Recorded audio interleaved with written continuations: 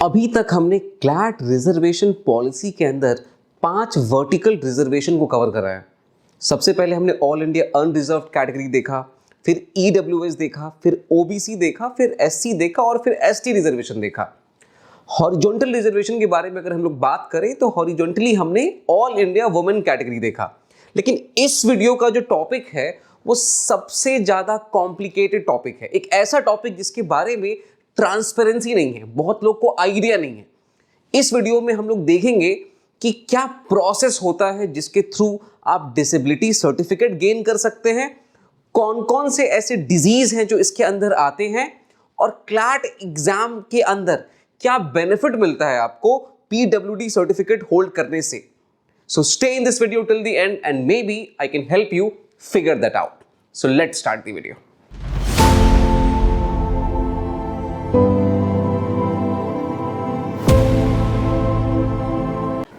Hi everyone, this is Vivek and welcome back to Legalate's official channel where we make content that adds value to your CLAT prep.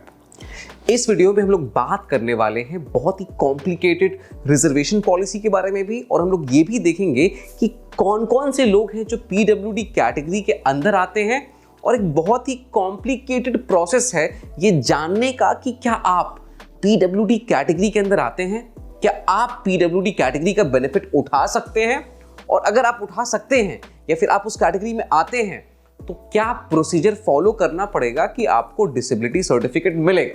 तो एक एक करके simple रखने की कोशिश मैंने की है और बहुत सिंपल तरीके से आप वीडियो के अंत तक रहेंगे। एकदम एंड में हम लोग डिस्कस करेंगे कि seat national law university wise chronological order में, असेंडिंग ऑर्डर में कितना ज्यादा अवेलेबल है पीडब्ल्यूडी या फिर एसएपी कैटेगरी के लिए। तो without wasting any further time let's move ahead with the video. अब सबसे पहले हम लोग बात करेंगे कि ये प्रोसीजर पूरा स्टार्ट कैसे होता है। तो सबसे पहले क्या है ना कि आप जिस स्टेट में रहते हैं उस स्टेट के डिस्ट्रिक्ट के अंदर एक सीएमओ का ऑफिस होता है। सीएमओ का फुल फॉर्म है चीफ मेडिकल ऑफिस, और वहां होते हैं हमारे चीफ मेडिकल ऑफिसर। तो यूजुअली क्या होगा ना कि आप जिस भी स्टेट से बिलोंग करते हैं उसके हेल्थ डिपार्टमेंट के वेबसाइट पे अगर आप जाएंगे तो आप वहां से आपको कांटेक्ट इंफॉर्मेशन भी मिल जाएगा कि वहां के चीफ मेडिकल ऑफिसर कौन है, और उनसे आप कांटेक्ट भी डायरेक्टली, उनका नंबर दिया होता है डायरेक्टरी पे, तो आप वहां भी आप कर सकते हैं। चलिए बात करते हैं कि स्टेप 1 क्या होगा। स्टेप 1 होगा कि आप swablamanCard.gov.in, काफी प्यारा सा डोमेन नेम रखा है स्वावलंबन। स्वावलंबन का मतलब होता है सेल्फ रिलायंस, एक एम्पावरमेंट रेजोनेट करता है, एक सिंबॉलिक नाम रखा गया है। गवर्नमेंट ऑफ इंडिया ने बहुत अच्छा नाम रखा है। इस वेबसाइट पे आप जाएंगे, इस वेबसाइट पे जाने के बाद आप एक फॉर्म को फिलअप करेंगे। तो अगर आप इस वेबसाइट पे जाएंगे, जो फॉर्म को आप फिलअप करेंगे, तो आपके इजीनेस के लिए, आपके सिंपल अंडरस्टैंडिंग के लिए हमने एक्सेसिबिलिटी को बहुत इजी बनाया है, और हमने क्या करा है कि हमने इस डॉक्यूमेंट को इस डिस्क्रिप्शन लिंक के नीचे रख दिया है। तो लिंक भी दे दिया है आपको उस वेबसाइट पे जाने का, प्लस इसका पीडीएफ ऑलरेडी भी अवेलेबल है लिंक में ही। आप उस लिंक पे क्लिक करेंगे, डायरेक्टली आप उस पीडीएफ वाले पेज पे चले जाएंगे। अब इस फॉर्म में बहुत सारे डिटेल्स हैं, लेकिन बहुत सारे डिटेल्स के ऊपर हम लोग ध्यान नहीं देंगे क्योंकि वो बहुत ही सिंपल सा डिटेल है जो किसी भी फॉर्म में जाएंगे, कोई रिजर्वेशन का अगर किसी भी जगह पे हम लोग फॉर्म फिलअप करते हैं तो वो बेसिक आइडेंटिफिकेशन डिटेल्स हैं। लेकिन जो दो सबसे पर्टिनेंट चीज है, जो सबसे रेलेवेंट चीज है, उसके ऊपर हम लोग बात करते हैं, जो कि आता है थर्ड नंबर पे। थर्ड नंबर पे इसके अंदर 2 पॉइंट आता है। सबसे पहला पॉइंट आता है डिसेबिलिटी डिटेल्स, लेकिन उसके अंदर जो 2 ऐसे इंपॉर्टेंट चीज हैं जिसके बारे में आप भी कंसर्न्ड है और हम भी कंसर्न्ड हैं, वो ये है कि कौन कौन सा डिसेबिलिटी ऐसा होता है जो अगर आपके साथ अगर है वैसा कोई केस, तो आप डिसेबिलिटी सर्टिफिकेट ले सकते हैं।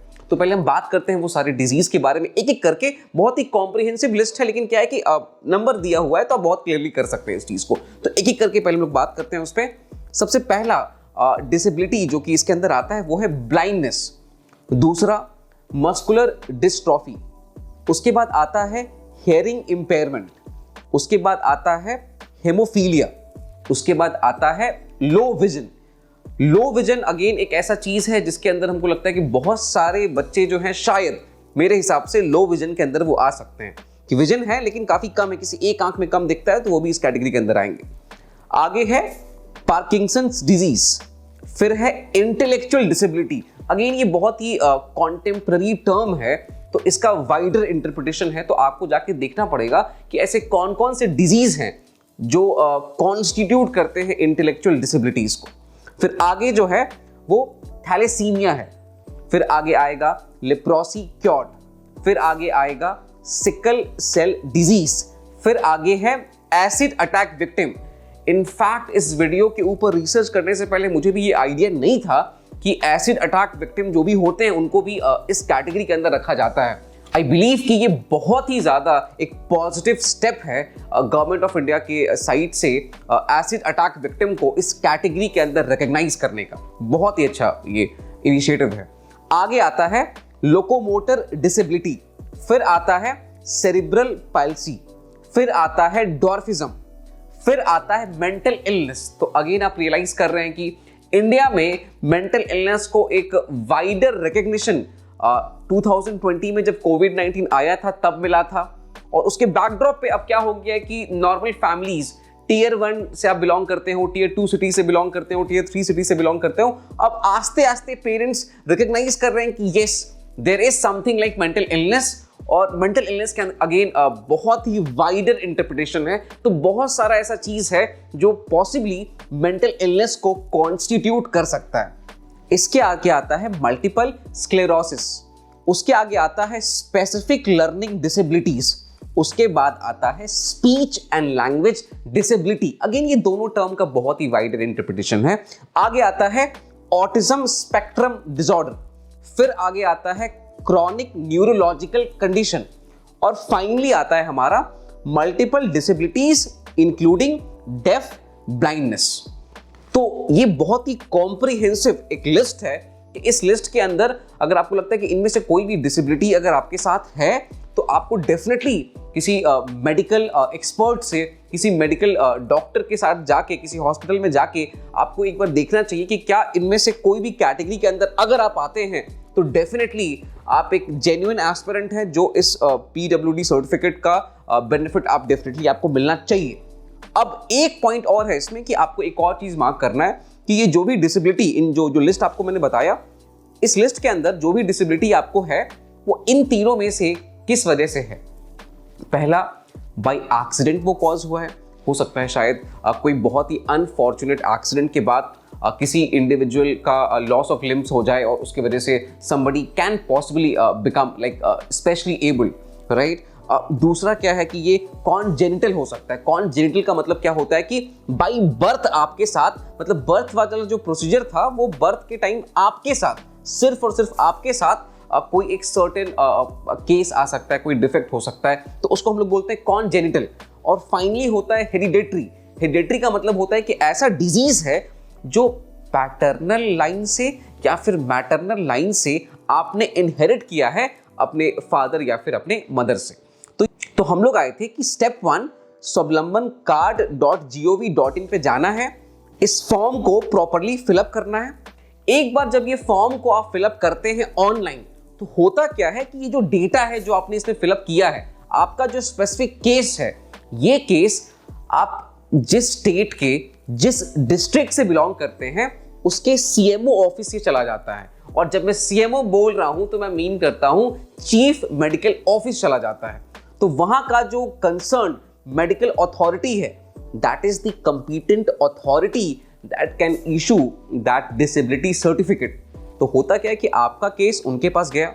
अब एक बार जब आपका केस उनके पास गया तो अब वो लोग के ऊपर ये रिस्पॉन्सिबिलिटी है कि वो लोग आपके वाले केस को एक कंसर्न्ड स्पेशलिस्ट को असाइन करेंगे, क्योंकि मल्टीपल लोगों का मल्टीपल डिजीज है, मल्टीपल कैटेगरीज के अंदर वो आते हैं। तो डेफिनेटली जो कंसर्न्ड स्पेशलिस्ट जो होंगे वो अगेन क्या करेंगे कि उनको असाइन कर दिया गया आपका केस। अब वो आपको एक सर्टेन डे को आपको वो बुलाएंगे हॉस्पिटल बुलाने के बाद क्या करेंगे, आपके वाले केस को वो एसेस करेंगे अपने साइड से, और एसेस करने के बाद आपको टेस्ट आपके ऊपर करने के बाद वो अपना मेडिकल ओपिनियन जो है वो उस डिस्ट्रिक्ट के मेडिकल बोर्ड को वो सबमिट करेंगे। अब एक बार जब ये जो डिसीजन जो है वो मेडिकल बोर्ड के पास जाता है तो मेडिकल बोर्ड आपके केस को दोबारा से रिव्यू करता है, और सबसे बड़ी चीज है ये आपको डिसेबिलिटी परसेंटेज देता है कि आपको अगर कोई डिसेबिलिटी है लेकिन PWD सर्टिफिकेट या फिर डिसेबिलिटी सर्टिफिकेट मिलने के लिए आपका जो ये डिसेबिलिटी जो है वो बेंचमार्क डिसेबिलिटी होना चाहिए। और बेंचमार्क डिसेबिलिटी का डेफिनेशन ये है कि वो डिसेबिलिटी का जो परसेंटेज है वो 40% या फिर 40% से एबव होना चाहिए। तो ये डिसेबिलिटी परसेंटेज देने का जो फाइनल डिसीजन है वो मेडिकल बोर्ड के हाथ में होता है, जिसमें ऑब्वियसली जो उसके जो हेड होते हैं वो चीफ मेडिकल ऑफिसर होते हैं आपके रिस्पेक्टिव डिस्ट्रिक्ट के।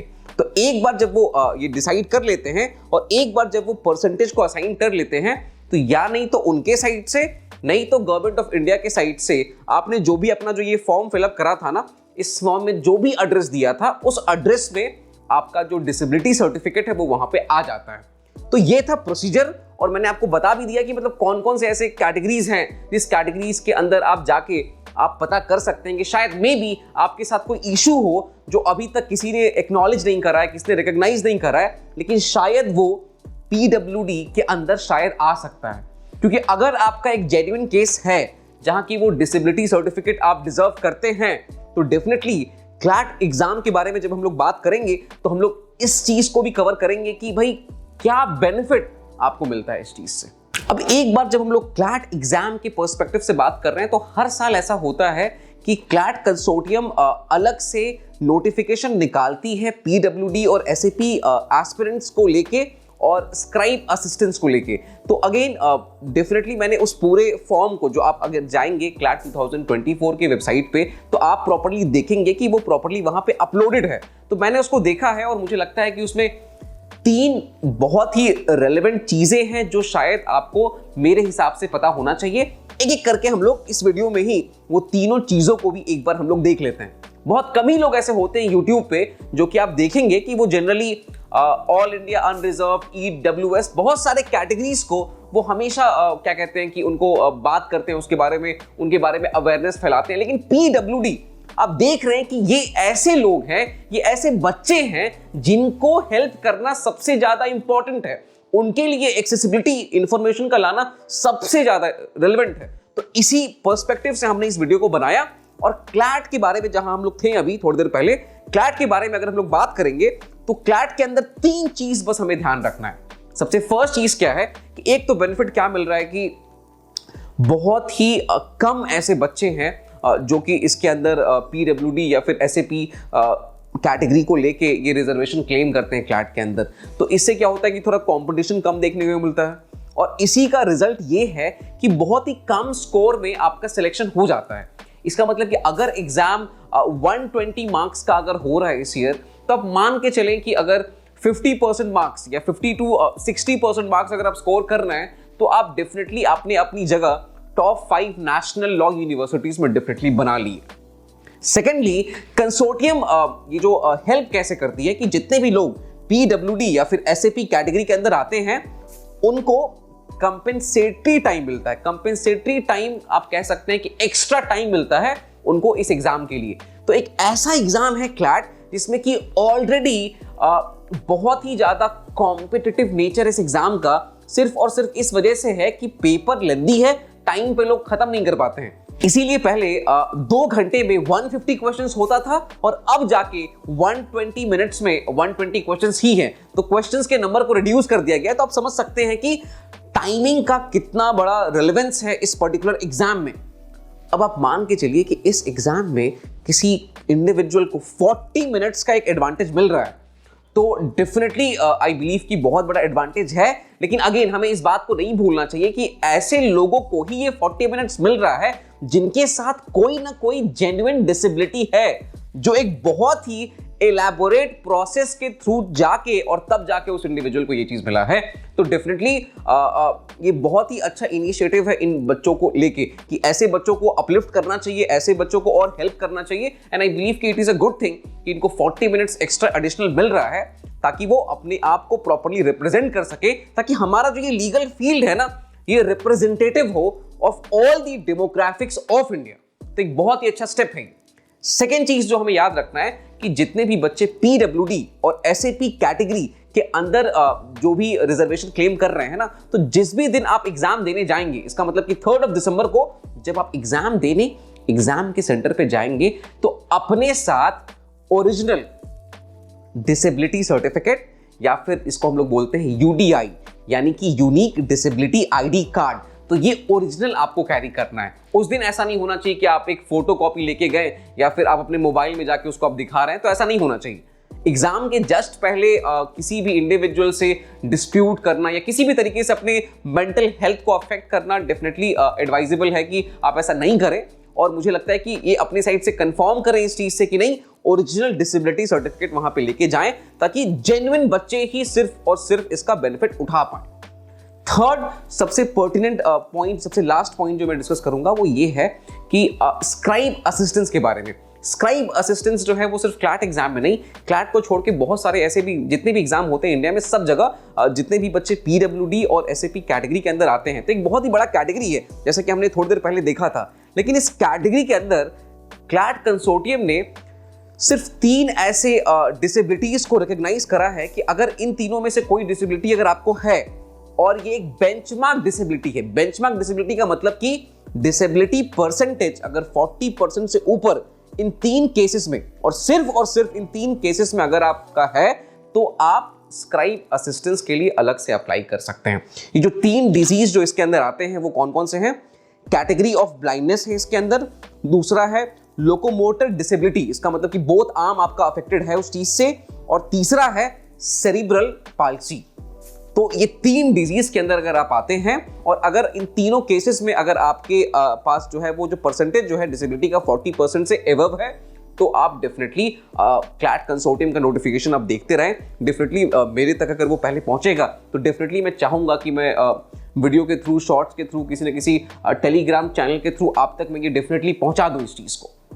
तो ये प्रोसीजर मैंने डिस्कस करा है और मुझे लगता है कि यूट्यूब पे मैंने बहुत रिसर्च करा कि बहुत क्या मतलब कोई है ही नहीं ऐसा जिसने कि मतलब इस कैटेगरी को कवर करा है। और मुझे लगता है कि ये मेरी रिस्पॉन्सिबिलिटी है कि बाकी कैटेगरी में अगर मैं शायद नहीं भी करता, वीडियो नहीं भी मैं बनाता, तो देयर वुड बी समबडी, कोई ना कोई होता जो इस वीडियो को बना लेता। लेकिन इस चीज को बनाने का एक अलग ही प्राउड दैट आई फील कि मैंने इसको कवर करा है। फाइनली हम लोग बात करेंगे कि नेशनल लॉ यूनिवर्सिटी में, like all 24 national law university में पीडब्ल्यूडी या फिर एसएपी कैटेगरी में कितने सीट्स हैं, और जो हमारा हमेशा से स्टाइल रहा है उसी स्टाइल को हम लोग फॉलो करेंगे। इसका मतलब ये है कि हम लोग प्रॉपरली असेंडिंग ऑर्डर में मूव करेंगे। इसका मतलब कि सबसे पहले हम लोग ऐसे कॉलेजेस का नाम लेंगे जिसमें सबसे मिनिमम नंबर ऑफ सीट्स हैं, और फाइनली हम ऐसे कॉलेज का नाम लेंगे जिसमें कि सबसे मैक्सिमम नंबर ऑफ सीट्स हैं। तो चलिए हम लोग एक बार उस लिस्ट को भी देख लेते हैं, एकदम फटाफट करेंगे इसको। Number 1 NLU Sonipat 0 seats, GNLU Silvassa 3 seats, NLU JA Assam 3 seats, NLU Tripura 3 seats, MNLU Mumbai 5 seats, Tamil Nadu national law university 6 seats, NUSRL Ranchi 6 seats, NALSAR 6 seats, MNLU Aurangabad 6 seats, DNLU Jabalpur 6 seats, DSNLU Visakhapatnam 6 seats, NUALS Kochi 6 seats, NLU Jodhpur 6 seats, CNLU Patna 7 seats, NUJS Kolkata 7 seats, RML NLU Lucknow 8 seats, NLIU Bhopal 8 seats, NLUO Orissa 8 seats, GNLU Gandhinagar 9 seats, HNLU Raipur 9 seats, RGNUL Patiala 9 seats, MNLU Nagpur 9 seats, HPNLU 9 seats, and finally जैसा कि हर list में हमने देखा है कि India के सबसे coveted और सबसे डिजायर्ड और सबसे preferred national law university Bangalore में सबसे हाईएस्ट नंबर ऑफ सीट्स है विद ओनली फ्यू एक्सेप्शंस, और पीडब्ल्यूडी कैटेगरी में भी एलएसआईयू बैंगलोर में सबसे हाईएस्ट नंबर ऑफ सीट्स है जो कि 15 है।